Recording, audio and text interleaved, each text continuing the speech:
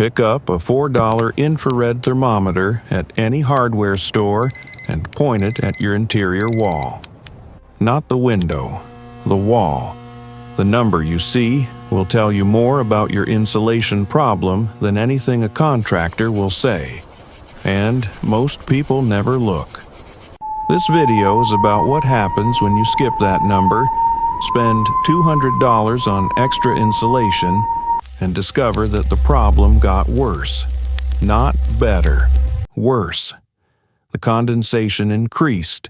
The wall stayed cold, and the new insulation sealed in what was already there.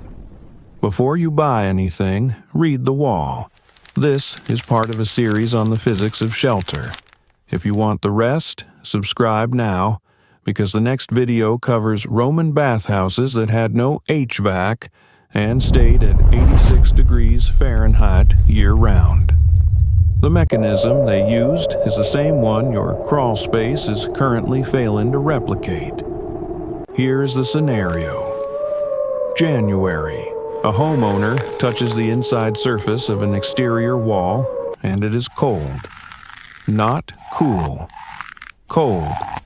The kind of cold where you can feel your hand losing heat through a painted drywall surface. So, they do what any reasonable person does. They go to the hardware store and buy more insulation. Rolls of batt. Maybe some rigid foam board. $200. They spend a Saturday pushing it into the wall cavity through a gap in the baseboard, and they wait. Spring comes. The wall is still cold, and now there is a faint smell. Something organic and slow. They check behind the baseboard and find moisture. Not a leak. The plumbing is fine. The moisture is coming from inside the wall. They added insulation. The problem got worse. That is the scenario that plays out in houses everywhere. Not because the homeowner was careless, because the infrared thermometer was used wrong. Or, more exactly, it was never used to ask the right question. Here is what the wall is actually doing before anyone opens it. Every wall in your house has a temperature gradient. The exterior surface is cold because it is exposed to outside air. The interior surface is warmer because it is heated from inside. Somewhere in between, at a specific depth inside the wall assembly, the temperature crosses the dew point of the air inside your house. That crossing point is called the condensation plane. In a correctly insulated wall, the condensation plane sits inside the insulation, away from any material that can absorb water and hold it. Wood framing does not care about temperature, but it cares very much about moisture. Below around 28 to 30 degrees Fahrenheit, -2 to -1 Celsius, insulation alone will not save the framing if the condensation plane is sitting against it. The infrared thermometer measures the surface temperature of your interior wall. That single number tells you whether your wall assembly is thermally balanced. If the interior surface reads below 54 degrees Fahrenheit, 12 Celsius, on a day when your indoor air is at 68 degrees Fahrenheit, 20 Celsius, and 50% relative humidity, the condensation plane may already be closer to the interior than it should be.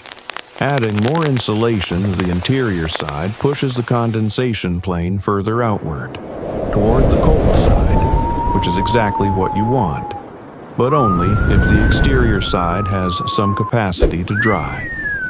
If the exterior is sealed, the moisture has nowhere to go.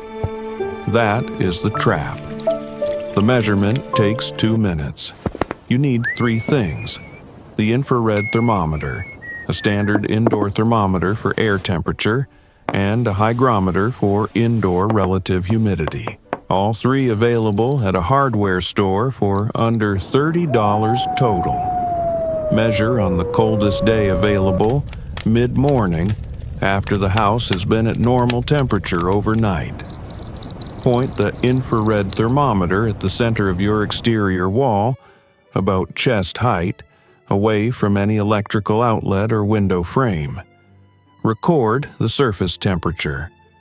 Then record the air temperature and the relative humidity. Now compare to the dew point.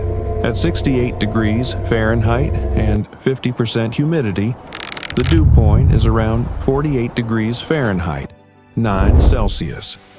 At 68 degrees and 60% humidity, the dew point rises to 51 degrees Fahrenheit, 11 Celsius. No AA publishes dew point tables for any temperature and humidity combination. The number is not difficult to find. If your wall surface is warmer than the dew point, your assembly is managing moisture correctly. Adding insulation is unlikely to cause damage. If your wall surface is at or below the dew point, moisture is already condensing on or inside the interior surface. Adding insulation to the interior without addressing vapor movement will trap that moisture. 2 minutes. $30 in instruments. Now for the part that costs $200. The homeowner who bought the extra insulation did not do that measurement first. They used the infrared thermometer differently. They pointed it at the wall, saw that it was cold, said they knew it, and went to the hardware store. The thermometer confirmed the decision they had already made. That is the failure mode, not ignorance, confirmation. The thermometer can do either job. It can reveal what is happening, or it can validate what you expect to find. The difference is the sequence. If you measure before you decide, it is a diagnostic tool. If you measure after you decide, it is a confirmation machine. Building science has a name for the error the homeowner made. It is called a vapor trap. When you add interior insulation without controlling vapor drive, you move the warm side of the assembly closer to the interior while the cold side remains exposed. The wall gets more insulation. The moisture dynamics get worse. Joe Lustaburek at the Building Science Corporation documented this pattern across thousands of retrofitted homes starting in the 1990s. The homes that failed fastest were not the ones that lacked insulation. They were the ones that added insulation in the wrong order, on the wrong side, without reading the wall first. The fix is not expensive, but the sequence matters. Step 1. Read the wall surface temperature on a cold day. Compare it to the dew point for your indoor conditions. Step 2. If the surface is below dew point, identify which side of the wall has vapor control. In most North American construction from the 1960s through 1990s, the vapor retarder, if it exists at all, is on the interior side between the drywall and the insulation. If the vapor retarder is intact, adding insulation to the exterior is relatively safe. If there is no vapor retarder, adding insulation to the interior moves the problem inward.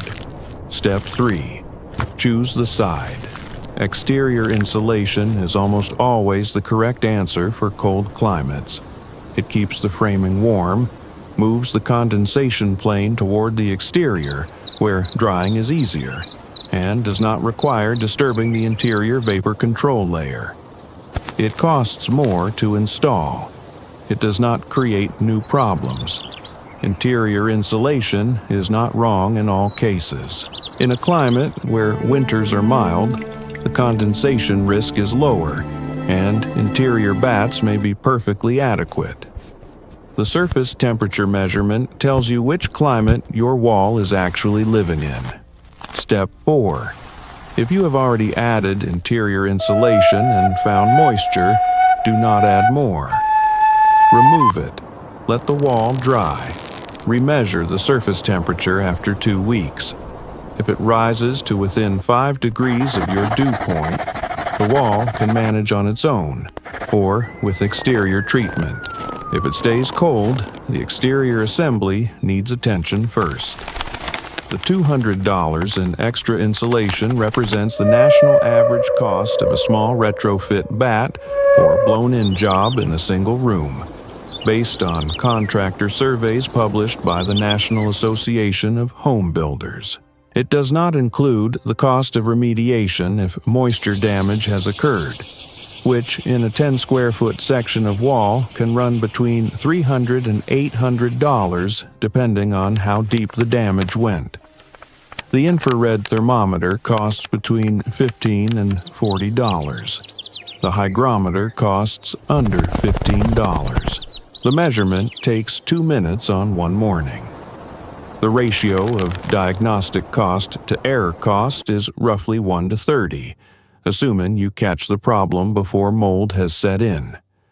Most homeowners do not own an infrared thermometer. Of those who do, a substantial portion use it to confirm what they already suspect, not to question their assumption. The thermometer is not a neutral instrument. It reads what you pointed at, where you pointed, and when, and what question you are asking when you read the number determines whether it saves you money or costs you considerably more. The homeowner in January eventually took out the insulation they had added. After letting the wall dry for 3 weeks with a small dehumidifier running nearby, they remeasured. The wall surface had risen from 44 degrees Fahrenheit, 7 Celsius, to 53 degrees Fahrenheit, 12 Celsius.